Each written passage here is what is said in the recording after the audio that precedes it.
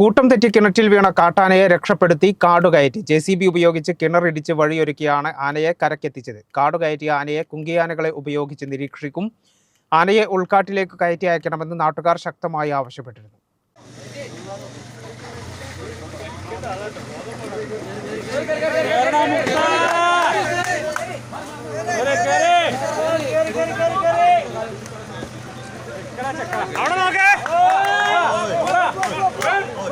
കഴിഞ്ഞ ദിവസം രാത്രി ഊർങ്ങാട്ടീരി കൃഷിയിടത്തിൽ കിണറ്റിൽ വീണ ആനയെ മണിക്കൂറുകൾ നീണ്ട പരിശ്രമത്തിനൊടുവിൽ കരയ്ക്കു കയറ്റി കാട്ടിലേക്ക് പറഞ്ഞുവിട്ടു. വ്യാഴാഴ്ച രാത്രി 11 മണിയോടെയാണ് ആനയെ കിണറിൽ നിന്ന് കരയ്ക്കു കയറ്റിയത്.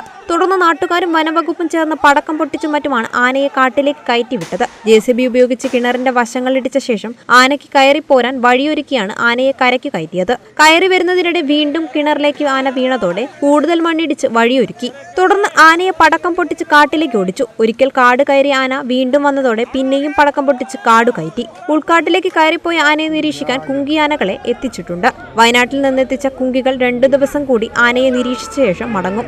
ആനയെ ഉൾക്കാട്ടിലേക്ക് കയറ്റിവിടണമെന്ന് നാട്ടുകാർ ശക്തമായി ആവശ്യപ്പെട്ടിരുന്നു. തുടർന്ന് വനം അധികൃതർ നാട്ടുകാരുമായി ചർച്ച നടത്തിയ ശേഷം ആനയെ ഉൾക്കാട്ടിൽ കയറ്റുമെന്ന് ഉറപ്പ് ലഭിച്ച ശേഷമാണ് ആനയെ കരയ്ക്കു കയറ്റാൻ നാട്ടുകാർ സമ്മതിച്ചത്. വ്യാഴാഴ്ച പുലർച്ചെയാണ് കൂരങ്കലിലെ സണ്ണിയുടെ കൃഷിയിടത്തിലെ കിണറ്റിൽ കാട്ടാന വീണത്. ഇതിന് തൊട്ടടുത്ത് തന്നെ കോടമ്പുഴ വനമേഖലയാണ്. അവിടെ നിന്നും ഇറങ്ങി വരുന്ന കാട്ടാനകൾ ഈ മേഖലയിൽ വലിയ ശല്യം ഉണ്ടാക്കുന്നതായി പരാതി ഉയർന്നിരുന്നു. ഇതിനിടെയാണ് ആന കിണറ്റിൽ വീണത്. കേരള വിഷൻ, അരീക്കോട്.